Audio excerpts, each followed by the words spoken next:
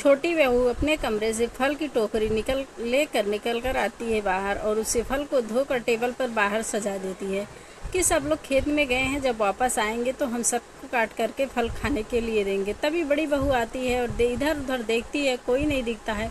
उसमें से आधा फल उठाती है और अपने आंचल में छुपा कर ले जाकर अपने कमरे में रख देती है कि हम इसको बाद में अकेले खाएंगे। जब ये सब लोग खेत में से काम करके आते हैं, छोटी बहू सबको फल को काट कर देती है और तभी बड़ी बहू बोलती है कि फल इतना कम क्यों मंगाती हो, फल थोड़ा और ज़्यादा मंगाया करो ना, फल इतना कम रहता है, सबको होता ही नहीं है। तो छोटी बहू बोलती है ठीक है, फल तो ज़्यादा ही था लेकिन पता नहीं कैसे कम हो गया, चलिए ठीक है, हम कल से फल ज़्यादा मंगा देंगे। अचानक घर में अनाज ख़त्म हो गया और पता चलता है कि सासू माँ को कि घर में आज बनाने के लिए कुछ नहीं है। तभी वो बड़ी बहू से बोलती है कि बहू, आज घर में अनाज नहीं है, कुछ खाने के लिए नहीं है और तुम कहीं से कुछ व्यवस्था करो आज खाने का। तभी बड़ी बहू बोलती है कि मुझे इससे कोई मतलब नहीं है, खाना बनाना छोटी बहू का काम है, वो अपना समझे, मुझे इससे कोई मतलब नहीं, मुझे सिर्फ खाने से मतलब है। तभी छोटी बहू ये सब सुनती रहती है और चुपचाप रसोई में जाती है। छोटी बहू देखती है कि आज कुछ नहीं है बनाने के लिए। वो अपने माँ के दिए हुए सोने के कंगन को लेती है और लेकर चली जाती है मार्केट में।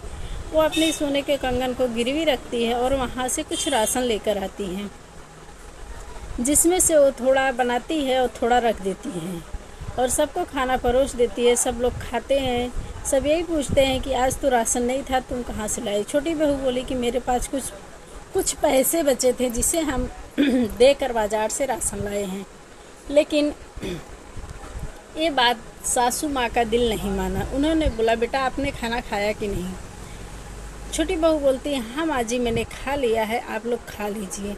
लेकिन छोटी बहू सबको खाना परोस देती है, थोड़ा ही बनाए रहती है, अपने लिए कुछ भी नहीं रखती है और वो किचन में जाकर खड़ी होकर गिलास में पानी लिए पी रही होती है। तभी सासू माँ किचन में जाती हैं और देखती हैं, बोलती हैं कि बेटा तुमने तो अपने लिए कुछ भी नहीं रखा है, तुमने झूठ क्यों बोला।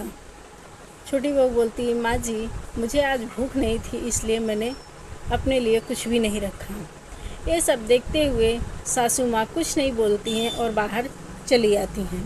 लेकिन सासू माँ का दिल अंदर अंदर ही रो रहा था। वो सासू माँ अंदर अंदर से टूट रही थी।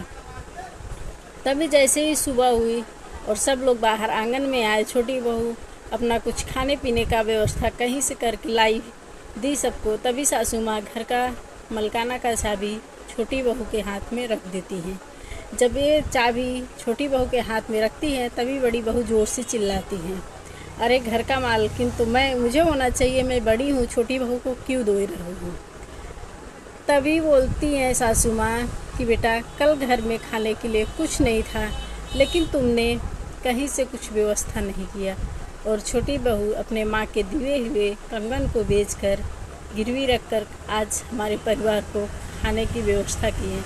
इसे कहते हैं घर की मालकिन। इसे होना चाहिए जो खुद का ख्याल न रखते हुए पूरे परिवार का ख्याल रखती है, वो घर की मालकिन होती है। इतना कहते हुए सासू माँ छोटी बहू के हाथों में चाबी रख रही हैं। तो इस कहानी से आप लोगों को क्या सीख मिलती है आप लोग कमेंट में ज़रूर बताइएगा। लेकिन हमें तो इस कहानी से ऐसा लगता है कि आजकल कुछ परिवारों में ऐसी बहुएं हैं जो परिवार का ख्याल रखते हुए नहीं खुद के बारे में सोचती हैं। तो हम उन लोगों से रिक्वेस्ट करते हैं पहले परिवार के बारे में सोचिए फिर अपने बारे में, क्योंकि परिवार हमारा खुश रहता है, एक साथ रहता है, तो हम भी खुश रहते हैं। अगर हमारी वीडियो पसंद आए तो लाइक कमेंट शेयर ज़रूर करिएगा, आप लोग से रिक्वेस्ट है।